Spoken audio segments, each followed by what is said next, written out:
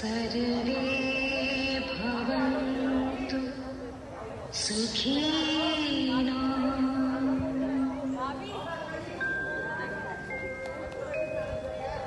सर्वे सन्तु निरामया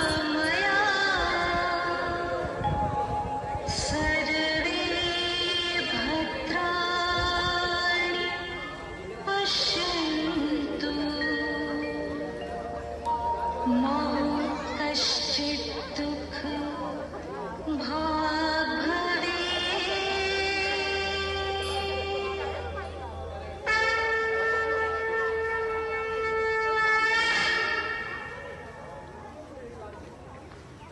15,000 साल पहले हिमालय की ऊंची चोटियों में एक योगी प्रकट हुए।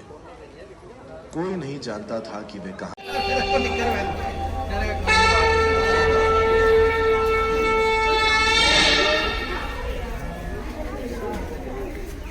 15,000 साल पहले हिमालय की ऊंची चोटियों में एक योगी प्रकट हुए।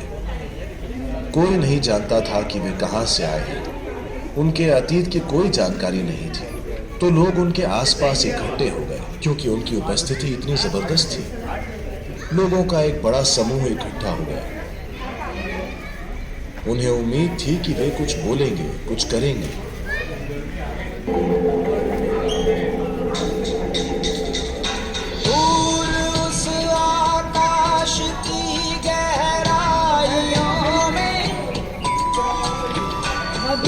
नदी से बह रहे हैं। बहुत बढ़िया क्लैपिंग करो यार।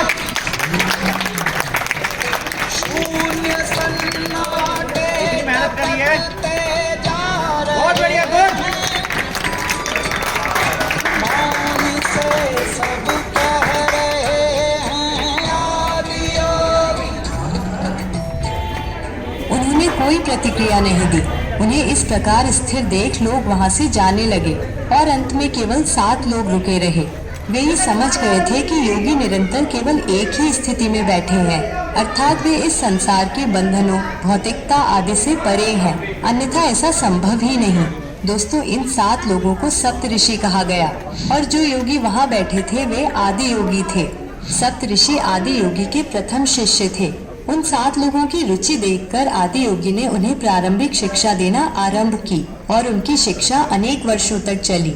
जब एक दिन सूर्य की दिशा परिवर्तित हो रही थी, सूर्य जब दक्षिण की दिशा में मुड़ा, तब वे भी दक्षिण की ओर मुड़कर मनुष्य होने का विज्ञान समझाने लगे। योग के स्पर्श से अब योग में करना है तन मन।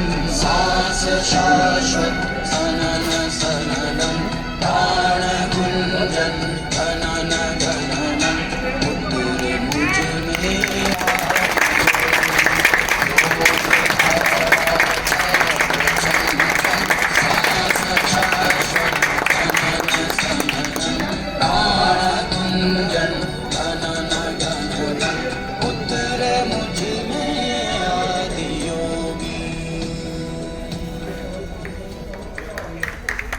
यह वही तिथि थी जो प्रतिवर्ष 21 जून को आती है। इसी दिन योग का आरंभ हुआ। इसलिए ही इस दिन को संयुक्त राष्ट्र के द्वारा अंतर्राष्ट्रीय योग दिवस घोषित किया गया है। हम प्रायः सुनते हैं कि व्यक्ति को अपनी दिनचर्या योग के साथ ही आरंभ करनी चाहिए। इससे मन और शरीर स्वस्थ रहते हैं।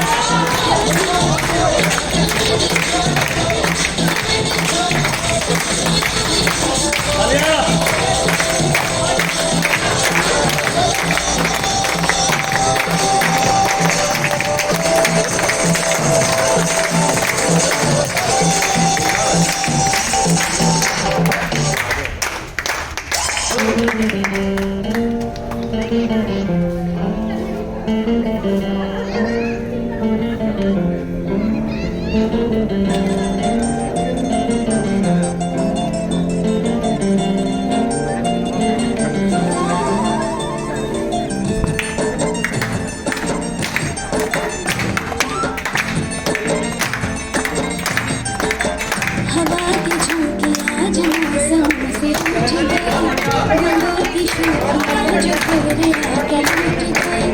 बदल रही है आज जिंदगी की